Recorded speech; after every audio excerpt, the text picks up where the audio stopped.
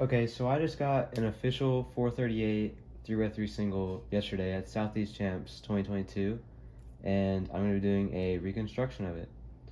So the scramble will be in the description along with the reconstruction.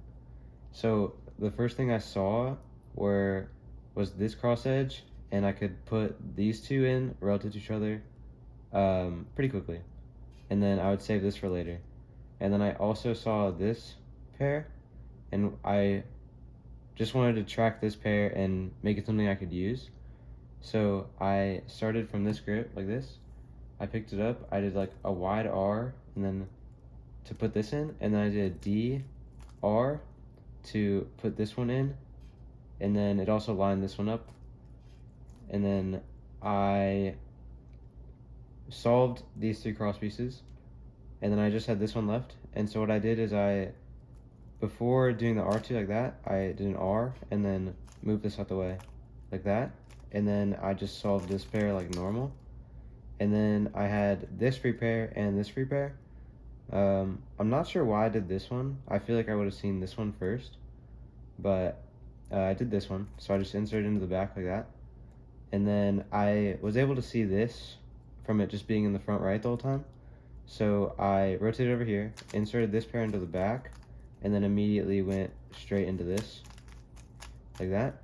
And then I just had F inverse sexy F prime PLL skip. So yeah, that is 38 moves. So it was 8.68 TPS. But now I'm gonna go over some alternate solutions that I could have done. So doing the cross the exact same and the first two pairs, I would insert this like normal, and then instead of doing a U prime and then pairing it up like that, I could have canceled into pairing this up. So inserting that and then canceling into pairing that up like that, and then it would have given me this OLL, which also gets a PLL skip. So that was a 2 move shorter F2L, but it had a slightly worse OLL. So it would have, if I did that solution, it would have been either around the same time or slightly slower, I think. So there's also another solution that ends up with the exact same last layer.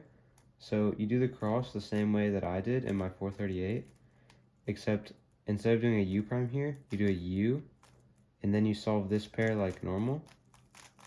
And then if you solve this pair like that, you end up in the exact same situation that I was in my 438. So you could either solve it like this, like I did, and get that last layer, or you could solve it like this, where you cancel into that fourth pair, and then you get that OLL. So that gives the exact same last layer, but it's just a few moves longer. So there are multiple ways to do this cross, and the way I decided to do it was just the best for me personally, but there is another cross solution that can lead to also a good solve.